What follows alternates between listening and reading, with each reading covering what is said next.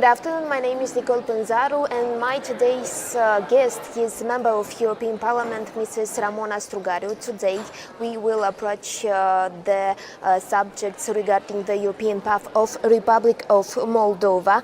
Also those 9 recommendations given by European Commission for Republic of Moldova and the support of Romania for Republic of Moldova in its European path. Mrs. Strugariu, good afternoon and thank you for accepting our interview for today. Good afternoon and thank you so much for the invitation.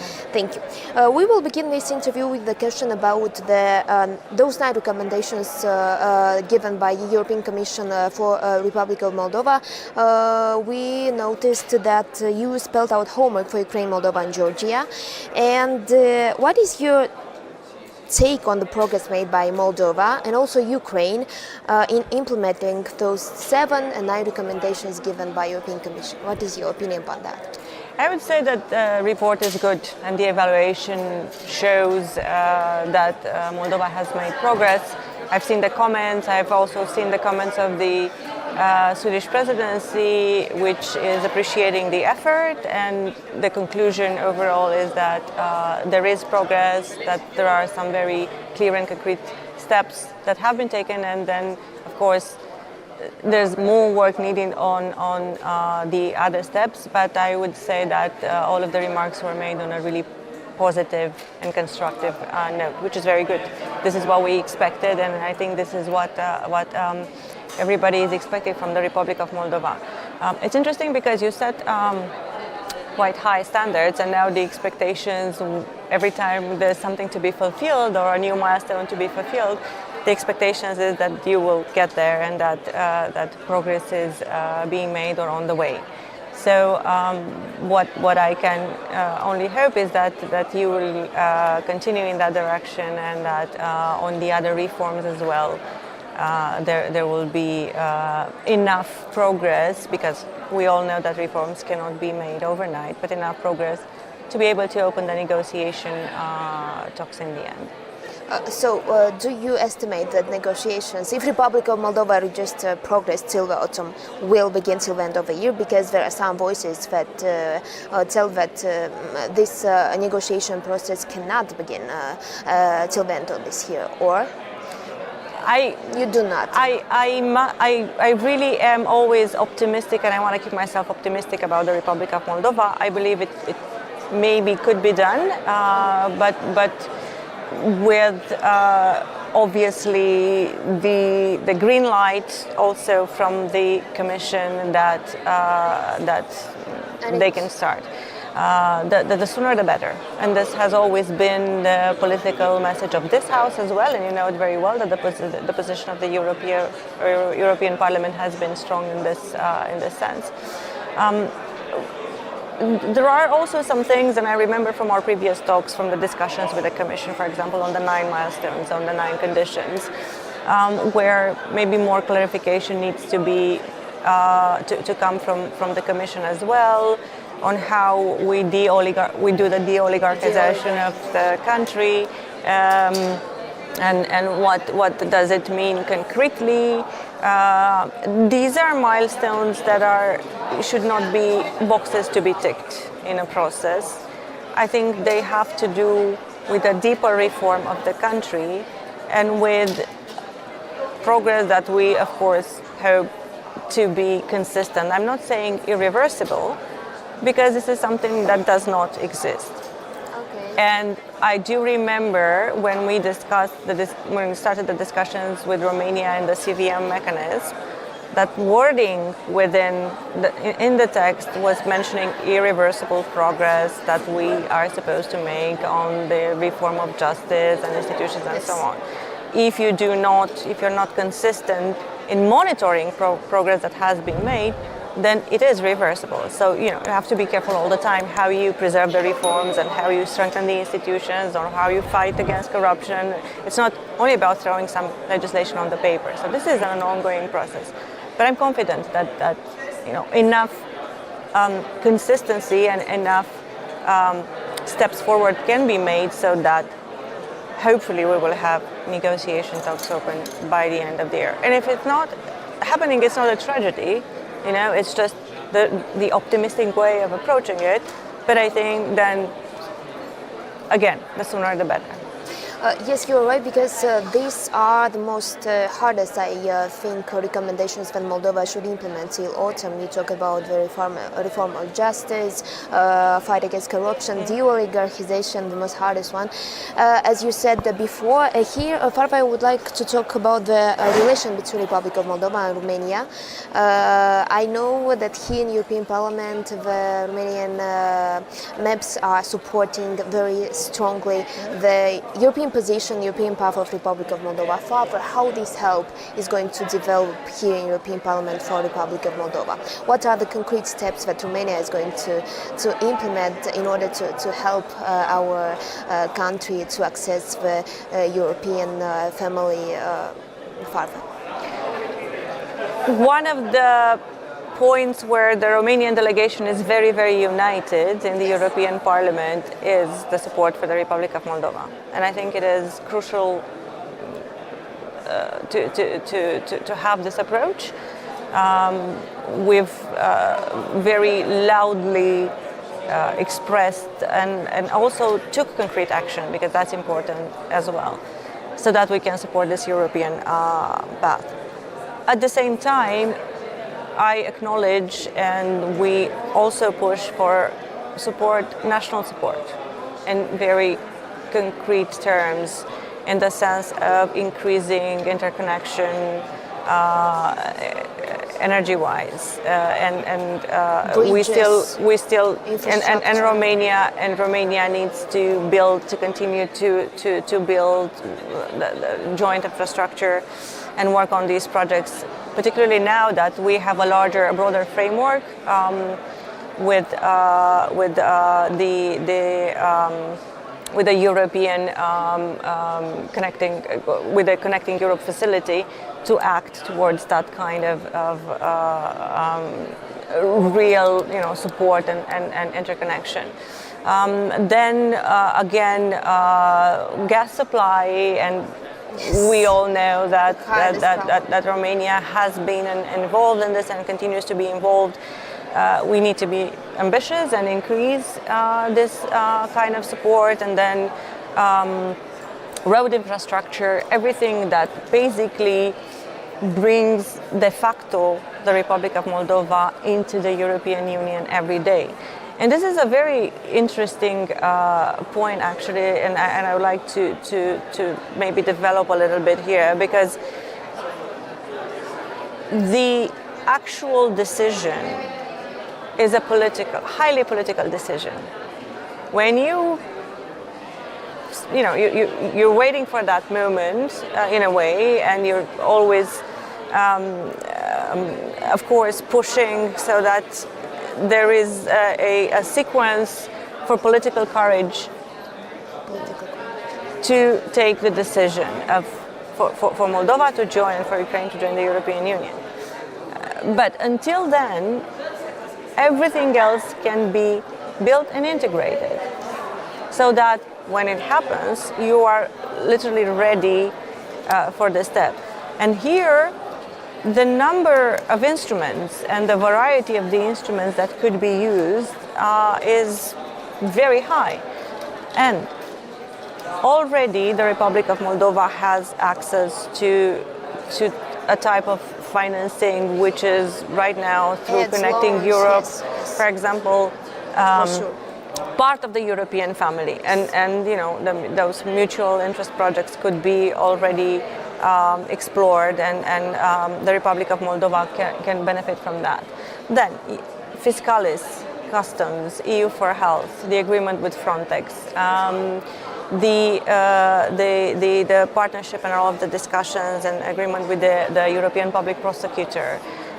All of these things show that there's more and more integration, and that this partnership is becoming stronger and stronger. All of the investments that the European Union made also for the military infrastructure, then security and countering hybrid threats, this needs to continue, and this kind of support needs to be increased constantly, because this, in my view, means integration.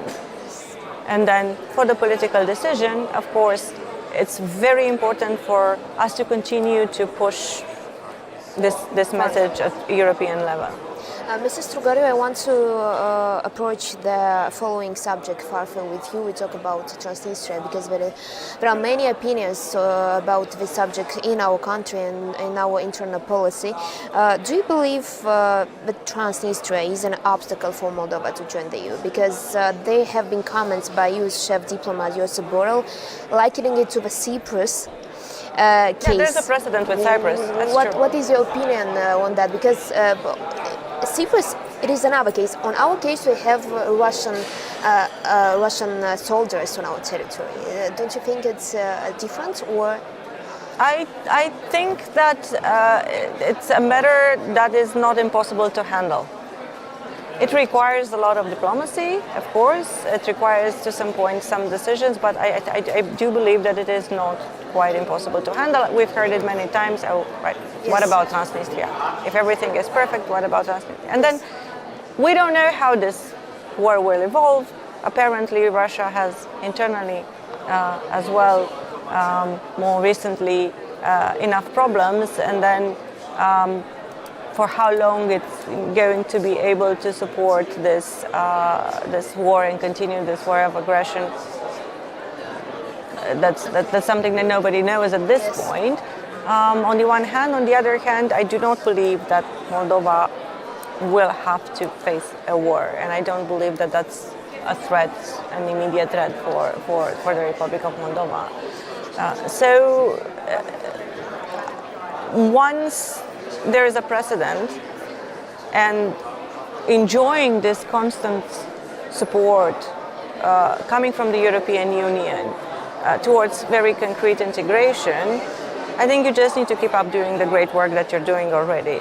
And then if there's a real obstacle, I think the discussion will be built rather around the progress made and the other chapters that you are able and conditions that you are able to fulfill, and then the actual negotiating chapters. So that would be the main discussion rather than Transnistria. But nobody says that it's an easy topic to deal with. Yes. Obviously, I don't see it as a main topic of this discussion. Okay, yeah, I understood. If you talk about the European support for the Republic of Moldova and its EU accession of our country, there are a lot of rumors if you talk about the all support of European countries for the Republic of Moldova. Do you see a risk that some EU countries, such as Hungary, for example, will oppose the process of European accession of Moldova? I don't think that this type of reaction that we have seen in some EU countries has a particular target the Republic of Moldova. I think it's rather used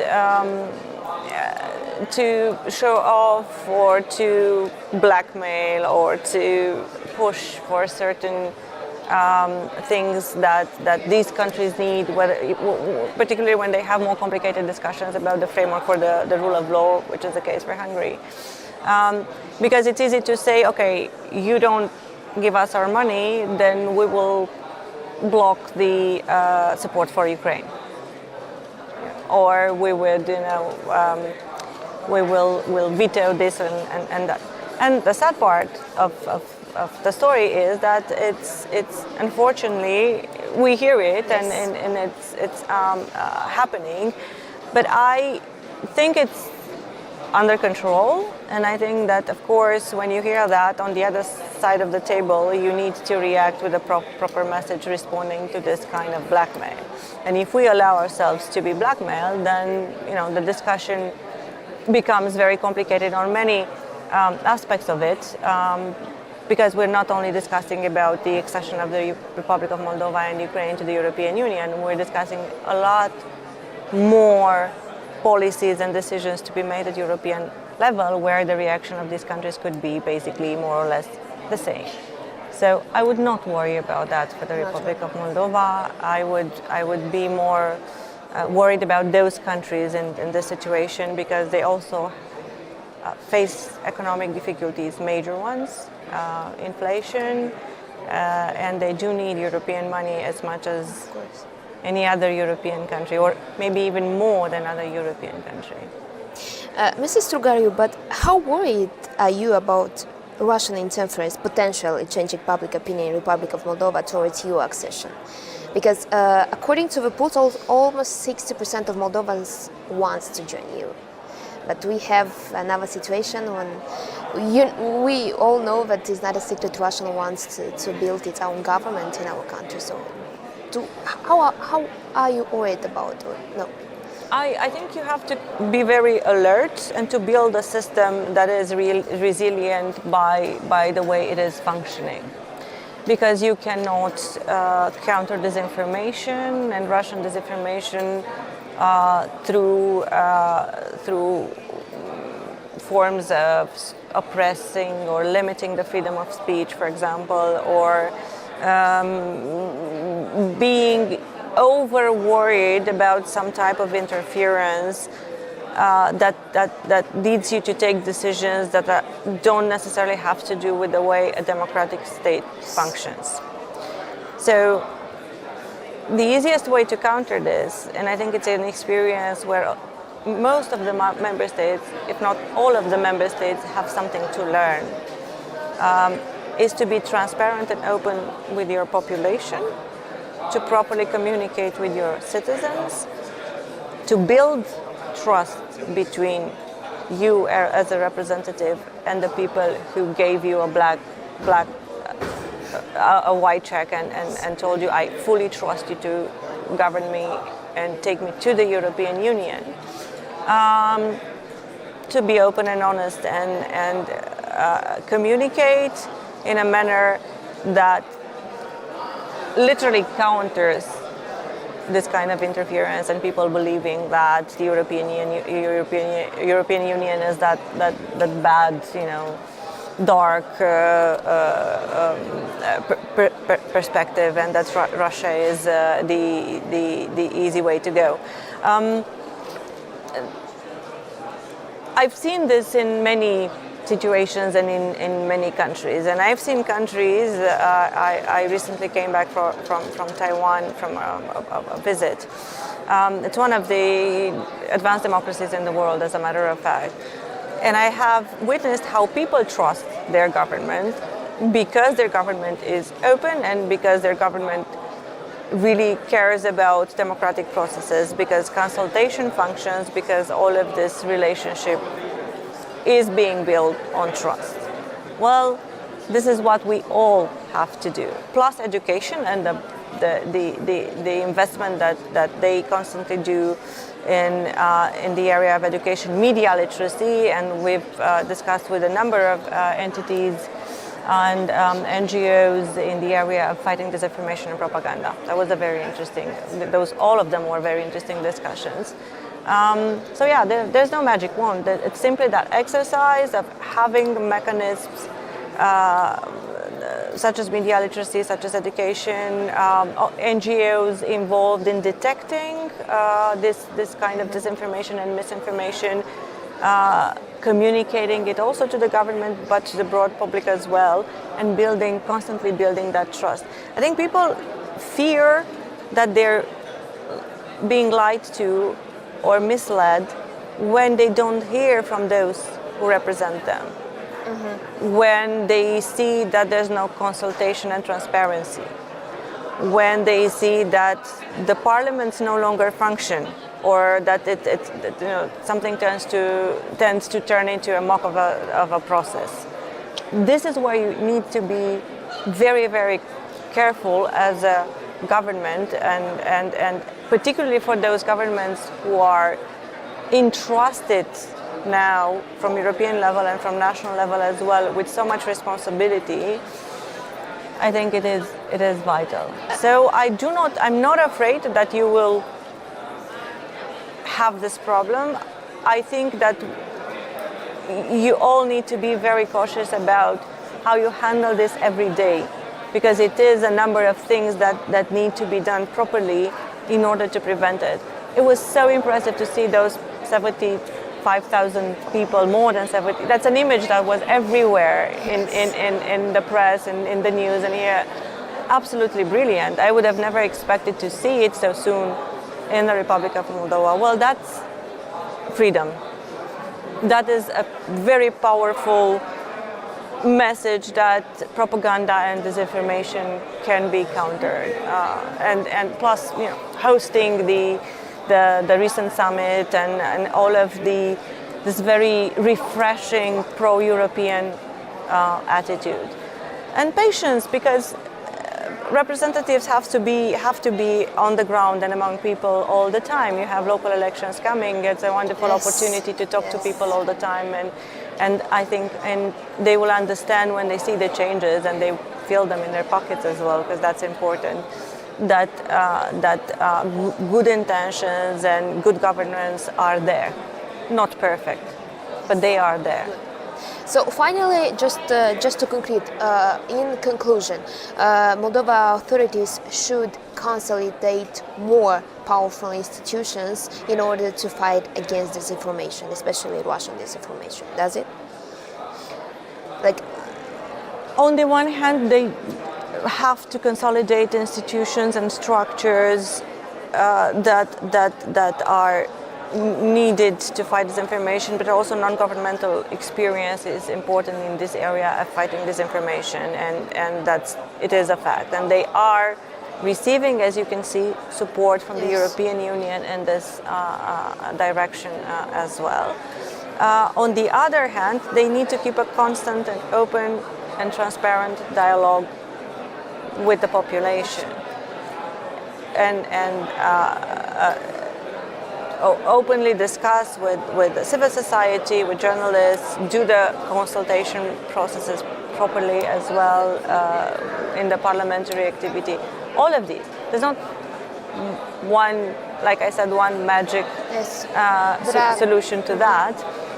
You can combine all of them, and that's, I think, it is a constant effort, and it's not a situation that's faced only by the Republic of Moldova. We see it in the European Union as well a lot, with the rise of populism and all of this nationalist, anti-European messages rising here and there, everywhere. But resilience is not built in a day or by consolidating one institution or another, nor is it built thinking only in terms of national security and security in general. I think security of democracies also implies and involves the constant exercise of it with the public and with the public and representing the public interest in them. Thank you so much, Mrs. Strugariu, for your time for today's interview. We wish you success in all your activity here in the European Parliament and hope to see you again at another interview. Thank you so much. Thank you very much, and looking forward to going back to Chișinău. Yes, thank you. This was today's interview with the member of European Parliament, Mrs. Ramona Strugariu. See you next time. Thank you for your attention.